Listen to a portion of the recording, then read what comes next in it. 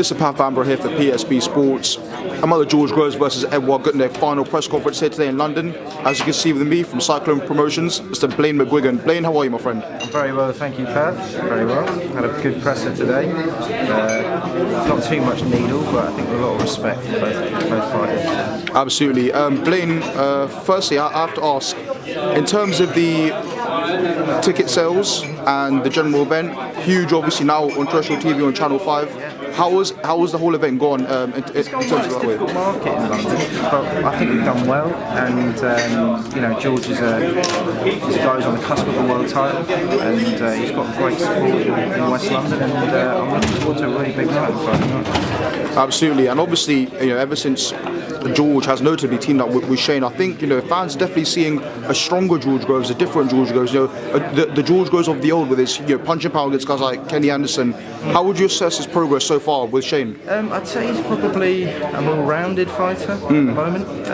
He's still sort of making his way with Shane. They've had a couple of camps together, and I think by next year you'll probably see the best of them as a team. I think honestly, against any of the top 168 pounders in the world, George beats him. That's just my personal opinion, but I see him in the gym every day, and I believe that he will win a world title in 2017 once we sort out this issue with the WBA. I know his team's working really hard, Team Sauerland. They're a great promotional team, and it's been a pleasure working with them. Also, Blain, in terms of commercially being on terrestrial TV, you're going to be a lot more exposure. You're going to be seen a lot more by the fans.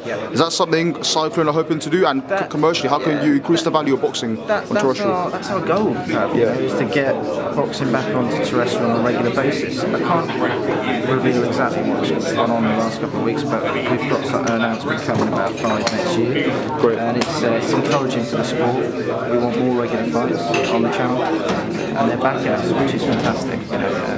And George, I think, it's a great way for us to round off our first year on terrestrial with 5. We've been with ITV in the past. I think we can, hand on our heart, we can say that Cyclone do genuinely want to bring boxing back onto free-to-air television on a regular basis. So we're looking forward to that in 2017 and rounding it off this year with a cracker. In style. A really good undercard as well. A really good undercard, some good fights. Speaking on the undercard as well, we've obviously got Andrew Selby in there, brother of Lee, world champion, Conrad Cummings on the bill in Shane Mcguigan's stable. We've got some real young fighters coming through in the undercard, haven't we? Top talent, really top talent. I think Andrew is probably one of the most talented boxers in Britain. In fact, probably Europe. At the moment, he's one of the best prospects. Conrad's, a hell of a fighter as well, and a really telegenic, fighter. The TV execs will love him because he's always in good fights. So, and I think Friday night will be no different for him because he's in against the guy who's 28-2, seriously decent opponent, and I think it's going to be probably one of the fights of the night. It's my personal favourite. With Conrad and Andrew, obviously, with different stables like to progress their young fighters differently. Are you hoping to keep them very active next year as well? Yeah, look, you can see with Andrew, he's boxing for the second time a month on our shows, and the aim with Andrew is we've got to sit down with his team and discuss 2017, but the aim is to bring him through quite quickly. I know there's a rule with the EBU that you have to have 8 fights to fight for their title, which is probably why we haven't gone for a European just yet. But we're confident that if he beats Borneo, he's got to do that first and foremost, against the top 15 ranked Filipinos, so it's no easy fight, no pushover, but if he does a job on him, we can push him through quickly. Sounds great. Also, commercially as well for Cyclone, business-wise, you've seen a new deal this week announced with BT Sport on Boxnation.